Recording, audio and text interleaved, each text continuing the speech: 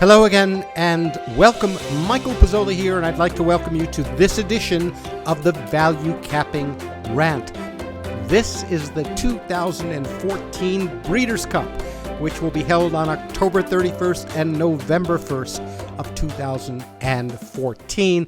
And I'm thrilled to be here with you to give you some keys to the Breeders' Cup and let you look over my shoulder as we employ the value capping process to see if there might be some investments on Breeders' Cup Day. For those of you who don't know me, my name is Michael Pizzolla. I'm author of the best-selling book Handicapping Magic, co-author of the classic book Pace Makes the Race. I'm credited with being the creator of the original online full-featured racing forum. I am publisher of the Post Time Daily 2.0, which is that full-featured, beautiful online racing forum, and also Blackmagic Ultimate Handicapping software and the forthcoming Value Capper software. So enough about me. Let's get on to Breeders' Cup. And I would like to give you 5 keys for the 2014 Breeders' Cup. Now, I promise you we'll get right into the meat of the races. And I promise you also to keep my teaching, sermonizing, ranting about how to approach these races to a minimum. Because I know you want to get to see the races, okay? But these are very important. First, avoid races with too many unknowns. This is especially problematic with Breeders' Cup. Look, I cut my teeth as a pace handicapper.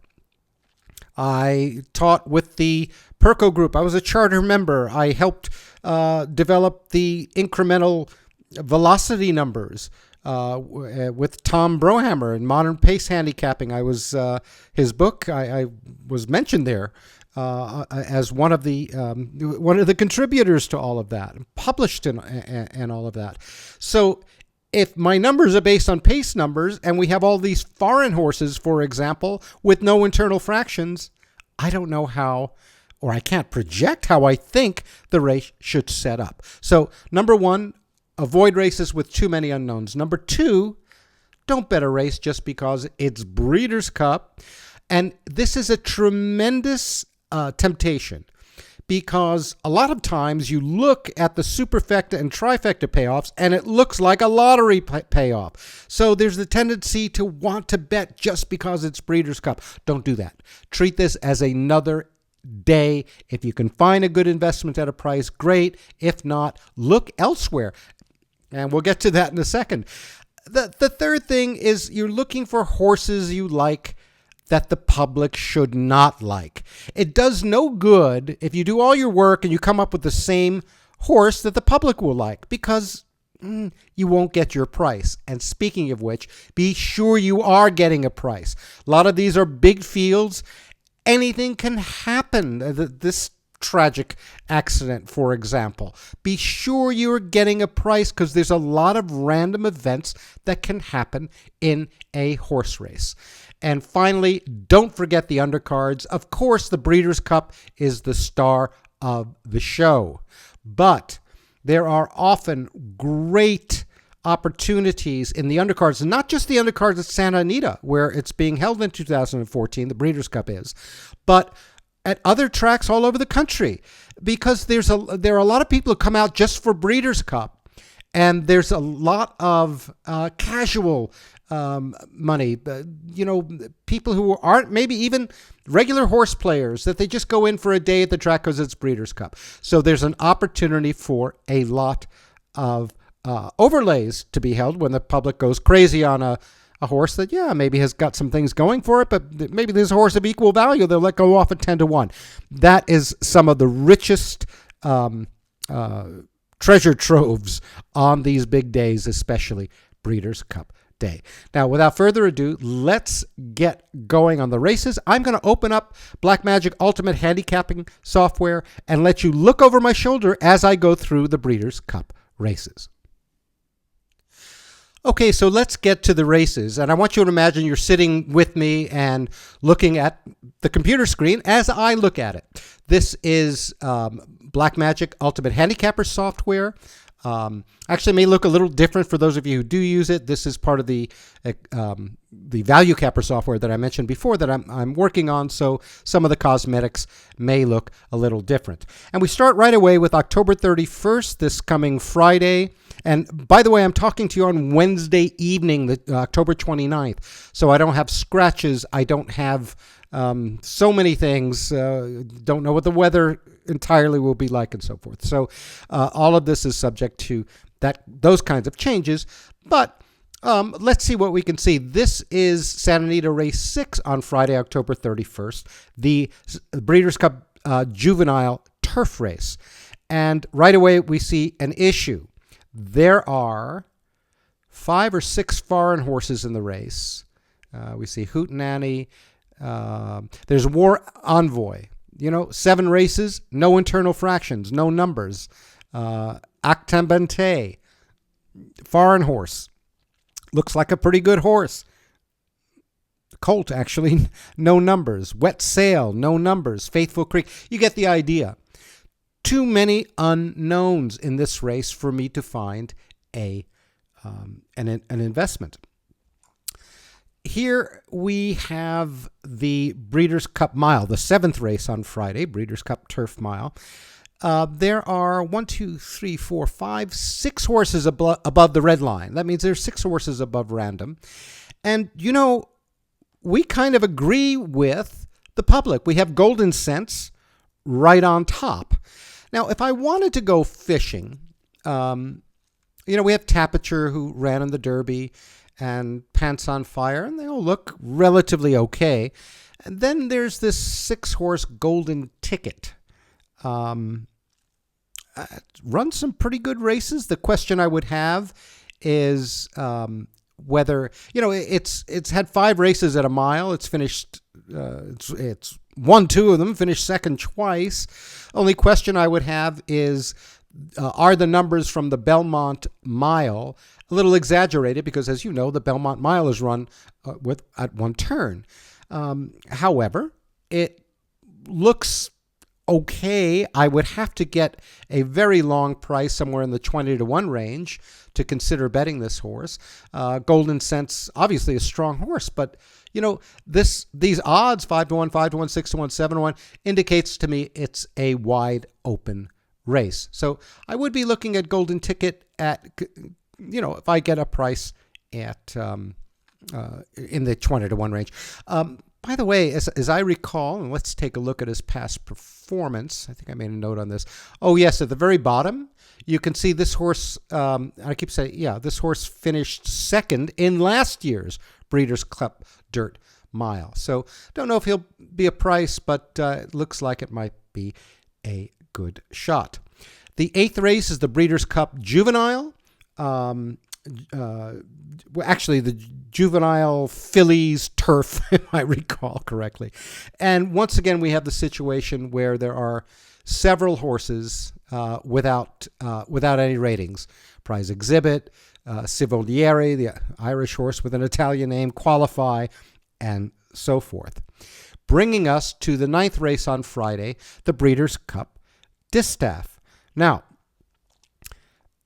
once again, Blam has the same horses as the public. If you look at, and this doesn't often happen, usually there are some long prices in there, but sometimes it kind of an obvious race. Untappable, of course, really strong horse. We know this. And then there's a gap. There's close hatches and don't tell Sophia.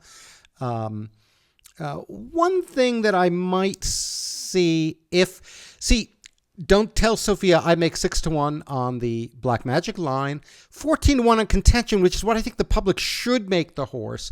The morning line maker disagrees, thinks it'll be more like 5-1. I can understand that. It's just won its last 2 races.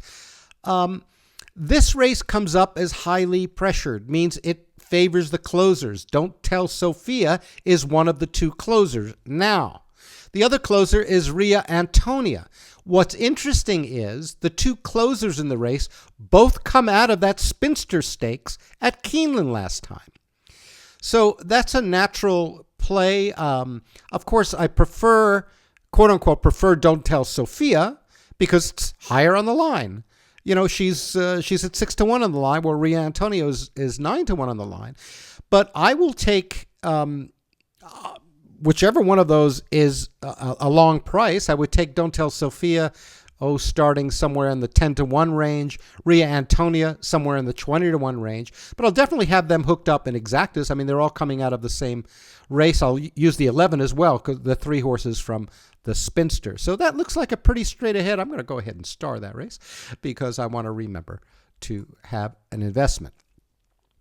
And then finally, you know what? This is not part of the Breeders' Cup, but this is what I mentioned in the keys. I want you to look at these undercard races, like this 10th race at Santa Anita on Friday. Is a 7-furlong, highly pressured race. It's a mess as far as odds line, 8-1, 8-1, 9-1, 9-1, and so forth. But this bold horse here, this is the Fulcrum. And it's an unusual situation where the Fulcrum horse is also a kind of a closing horse. Look at its running style. It kind of closes and closes. It's got Bejarano on the horse, I understand is a pretty good jockey. The other horse, the horse right on top of it, Wine for Wine, which is on a layoff, is also pretty nice closer. The top horse is Jimmy Bouncer, is an early horse. The second horse down is on a layoff. Wine for Wine closes. Apollo 10 looks really good, closes. Ranulph is on a layoff, and so forth. So at prices, I would take Apollo 10, on the win side. Again, I got to look at 20-1 on a horse like this because I make it 9-1. Okay, so it's got a lot of things going for it. I like that. Third start off of layoff. I may have a little trouble closing starting from the 1 hole. I'll have them hooked up with the 11. And again, dependent on the prices. So don't forget to look at the undercards, and not just at Santa Anita, but all over the country. Okay, so that's just a little bonus for you there. Okay. So let's take a look at the races on Saturday, November 1st. And once again, with the caveats that I'm talking to you on Wednesday night. I don't usually value cap the races this far in advance. Now, this is 1.25 miles on the turf. The 5th race at Santa Anita on Saturday, November 1st. It's the Filly and Mare Turf. Now, we have a few foreign horses with no ratings. Secret Gesture, for example, Fisolana, and Irish Mission. Many of her races are on. Not that they're foreign, but they come from races that are longer than 1.25 miles. Hard to get. I won't make a pace number on that kind of race. I find they're unreliable, so I just simply don't make it. With that uncertainty said, Day at the Spa is bold because it's our Fulcrum horse. Fulcrum, for those of you who don't know, a horse with the best second call time in its last race compared to the other horse with some competitiveness and non-aberrancy criteria. So that's really interesting to me. I see also in the ARC there's a big price Paranda, 6-1, 10-1 contention, 20-1 morning line. I would need big prices like a 10-1 a Day at the Spa. I would invest, and on Paranda probably more like 15 to 20-1 to invest. But this looks at least decent. Again, those foreign horses can come and bite me, but this looks like it might be a decent shot. Again, depending on the odds. If they bet this Day at the Spa down to 6-1, 5-1, I'm out of there. And Paranda 10-1, I won't be betting. I really do need quite a good prices on those horses. Okay, so let's move on to the 6th race at Santa Anita, the Filly and Mare Breeders' Cup Sprint. Now, this is a highly pressured 7-furlong race. Highly pressured means lots of speed up front, can favor closer. Right on top is a little filly called Living the Life. Now, a couple of caveats. The filly has been off since September. It's had 2 races in this country in 2014. Del Mar, it came from way off the pace to win at 6 furlongs. Presque Isle Downs came from way off the pace to win at 6.5 furlongs. Perfect running style. We have a feature called acupressure, and this will show you some the positions of the horses. But in any event, it doesn't have enough to put it into acupressure because it's only got 2 races showing. If you read the comments from the English races, this horse is obviously a closer, and it's right on top. You know, I think it should be ignored because the last race was at Presque Isle, but it won quite a nice allowance race at Del Mar. It's got very strong closing fractions anywhere, and at top of my line. I've got a little layoff to deal with, but it's not so bad. The horse has been working out it and has a string of 5 and 6 furlong workouts at somewhere around 10 to 1. Absolutely. Very clear, very obvious. All I need to do is see if I get my price on the 9 horse. So, yay, finally a straight ahead race. Now the Santa Anita 7th on November 1st, which is the Breeders' Cup Turf Sprint. 6.5 furlongs on the grass, down a hill with a right-hand turn. You know, whenever your line starts at 10 to 1, as this one does, it means it's just so wide open. It's almost lottery-like. So I really don't have a clue. I mean, I've got Undrafted as the top Black Magic horse. The 8 something extra as the second, but I've got enormous prices here. Renee's got Zip is on a layoff, and then I've got the 15 and the 9. I may just play around with trifectas and maybe even superfectas using those top horses that are long prices. Again, I allow myself a little bit of recreation on Breeders' Cup Day. If I were going to do it, this would be the race in which I would do it, using 11-8, 15-9 perhaps, depending on the price on the 1. May throw that in as well. Certainly not a clear and obvious race as opposed to the race before where, you know, the horse on top looked like it fit the race and so forth. Yep. Okay. Santa Anita, race 8, the Breeders' Cup Juvenile. Interesting race. This race is 1 1/16, and the way that the Santa Anita 1 1/16 races have been running recently, if we can look at the track profile, horses have been on or near the lead. Okay? A lot of people like to bet closers in routes. I like to bet them in sprints myself. And if we look at the acupressure, we see that the 9 Carpe Diem has quite a nice lead at both the first and second calls. One issue with Carpe Diem, he's one of the morning line, or she rather, or yeah, I'm sorry. He's one of the morning line favorites. That's 2 for 2. You know, it wins its maiden at Saratoga. It goes to Keeneland and blows away the Breeders' Futurity, a $500,000 grade 1 race. So that's my, quote unquote, likely to win colt in the race.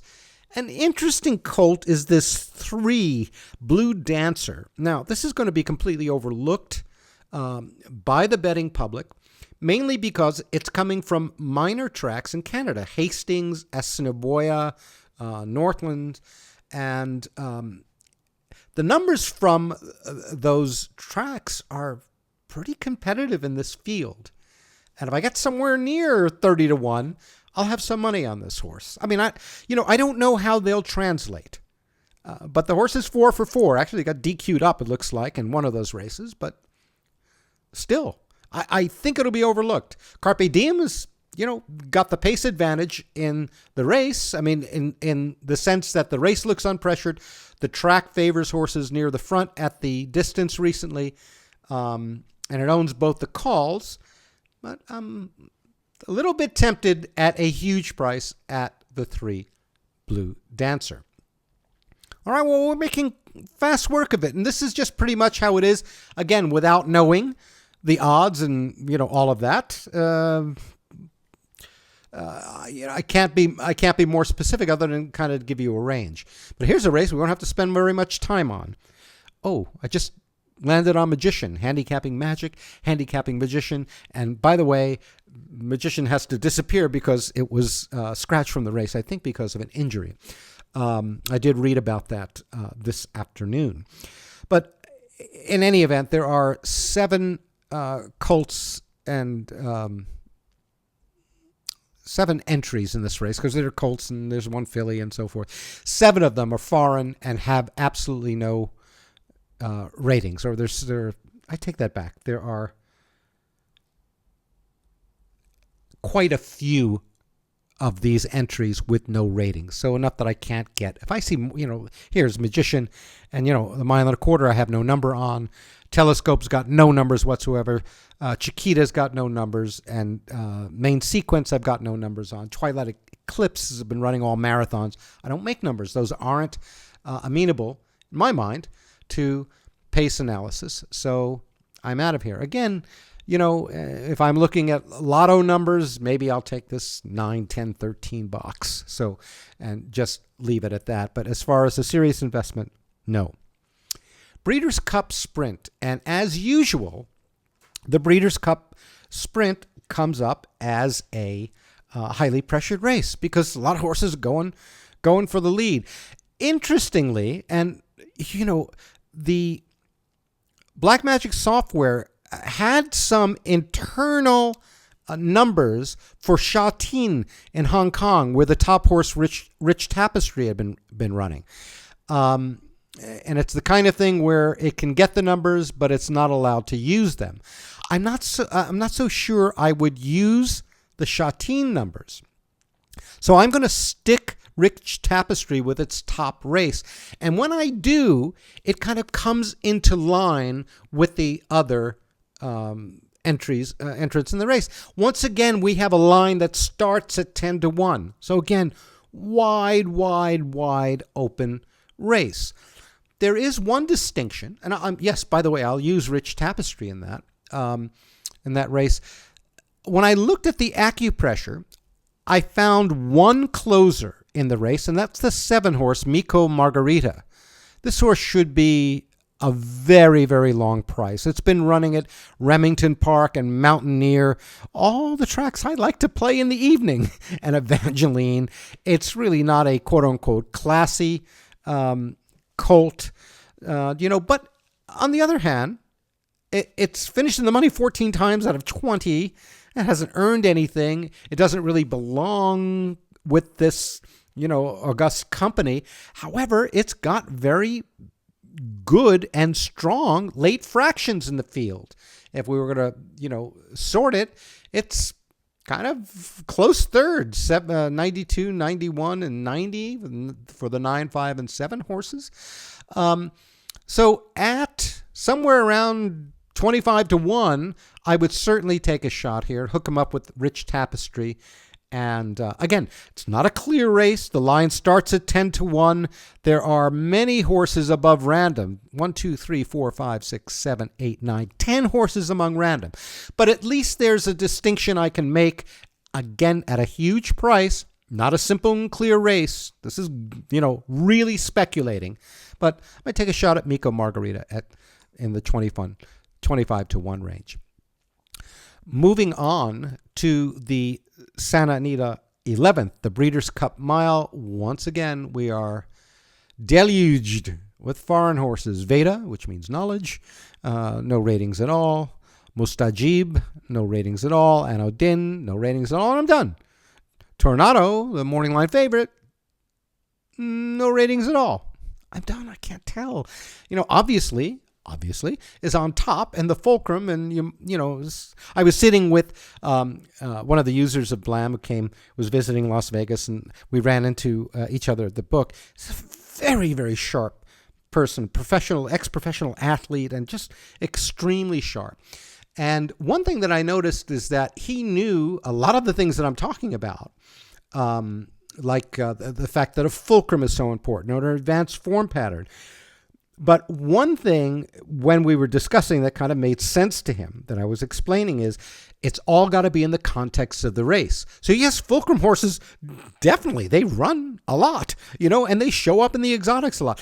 But If you're dealing with a horse with a race rather with a bunch of unknowns, it really doesn't matter. And if those unknowns are because you have no ratings, you don't really know it's the fulcrum, because one of those other horses could have really high numbers from its last race. We just don't know because we don't have internal fractions. Finally, the Breeders' Cup Classic. Oh boy, the race everyone wants to know about. Oh boy. The morning line favorite is Shared Belief. And Shared Belief just won 2 grade ones in a row in Southern California. And, Jerry Hollendorfer, Mike Smith, and yada, yada, yada, right? And, of course, the second morning line favorite is the Kentucky Derby and Preakness winner, California Chrome. Pretty darn good horses. Black Magic puts Bairn on the top. Bairn is the fulcrum in the race. And, for a Breeders' Cup Classic, this is a pretty decent line. 9-2, 6-1, 8-1, 9-1, 10-1, 13-1, 13-1, 14-1. It's not, seven colts, but not too bad. And, Bairn sure looks good. It's right there on top. I don't think I'm going to get the 9-1 or so that I would like to bet this colt. California Chrome, I don't think I'm going to get a price. What's interesting to me is Bairn won last time in the Pennsylvania Derby after just stopping in the Travers. California Chrome ran 6th coming out of that same race, the Pennsylvania Derby. The colt the public will, underline 3 times, overlook is Candy Boy. Now, Candy Boy actually beat California Chrome in that last race, the Pennsylvania Derby at Parks. Now, I'm not saying this is the paradigm. I'm not saying this colt is as good as for gosh sakes, Toneless is in the race, so I chose to in the Belmont Stakes this year. We've got a Belmont Stakes winner, for gosh sakes, and the winner of the Derby and the Preakness. But I'm not going to get to bet any of these champions because they're all going to be bet. The 4 favorites in the race are going to be Shared Belief, California Chrome, Toneless, and Bairn. Absolutely. Of the 4, I prefer Bairn. I've got them running close, right there on top, rather. This 12-horse Candy Boy, again, I'm going to need like 25-1 or so to bet it, because then it'll be decent value. And if I get, let me be a little bit liberal now, 8-1 on Bairn, I'll take Bairn. But I don't think I'm going to get that. I think the Bairn would probably be somewhere in the 4-1 range, 5-1 maybe. But Candy Boy at 25-1, sure, why not? And that's the process of value capping. We can't know exactly what's going to happen in a race. We can know what our line is. We can guess what the public is going to do, and we can say, you know what, this colt has some things going for it, and I think if everything breaks correctly, that and we get the price, that can be a decent thing. About the only clear, if you will, it's not even that clear because there are a lot of horses above random, but the 6th race with Living the Life, the 9-horse or filly actually on top as a closer in a highly pressured race, it does have some problems. It does have a little bit of a layoff. So that's a bit of a clearer situation than we have in the Breeders' Cup Classic. So in the Breeders' Cup Classic, one thing to do is to pass. The other thing is to say, oh, wait a minute. Bairn and California Chrome, obviously, really good colts, champions. But this other little colt kind of ran with them last time, Candy Boy. So at a very long price, it's, I think, worth an investment, even knowing that it is by far not the best colt. But at 25-1, I'll say it is. Very lawyer-like, right? And the other very viable strategy in races like this, and actually, if it weren't Breeders' Cup, I probably wouldn't look at a race with this many horses above random, but I'm breaking my key a little bit. Well, it is the Breeders' Cup Classic. There is a chance for an enormous price here, so I may go ahead and take that.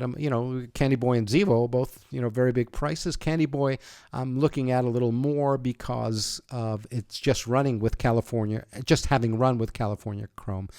And Bairn, Zevo, the second horse in the Jockey Club Go Cup last out, ran with Tonalist, who won the race.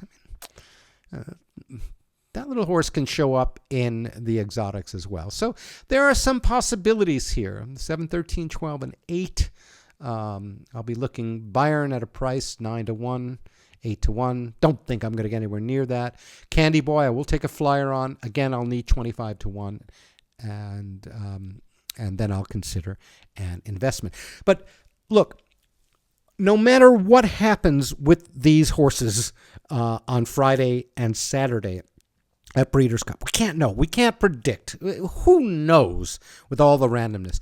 But the process of value capping is what you do is you look for horses that you like that the public should not, that have flaws, like the horse we looked at as on a layoff and whose last race was at Presque Isle Downs and so forth. So we look for horses that could be valued. We wait until we get our price. Preferably, we're playing simple and clear races. Now, obviously, Breeders' Cup, not very simple, not very clear. Huge fields, foreign horses, all the rest of that. So we winnow them down to say, well, these are the clearest of a bunch of unclear races. And look and see if there will be some prices. The board will be our friend. And if you don't get your price, just stay out. If you do get your price, hey, I'm taking a horse, like if I bet Candy Boy 25-1, well, I know, even by my own numbers, Bayern and California Chrome are quote-unquote better, but because I'm getting such a big overlay on Candy Boy, it's worth an admittedly speculative investment. But that's the key. That's what distinguishes value capping. We're not trying to predict necessarily who's going to win the race, because you really can't. We can say, well, this horse has got a lot of great things going for it. Yes, sure, of course. Great things going for it, and a price, a horse that the public should not like. And that is the essence of value capping. Well, I hope you've enjoyed this 2014 Breeders' Cup rant. Can't thank you enough for all your encouragement and all your kind words about these rants. For those of you who have written me, you can always get me at michael@posttimedaily.com. I thank you so much for your support and encouragement. Until next time, this is Michael Pizzolla saying bet horses you like that the public shouldn't, and let the bet make you. Good luck on Breeders' Cup Day, and always, I'll see you soon.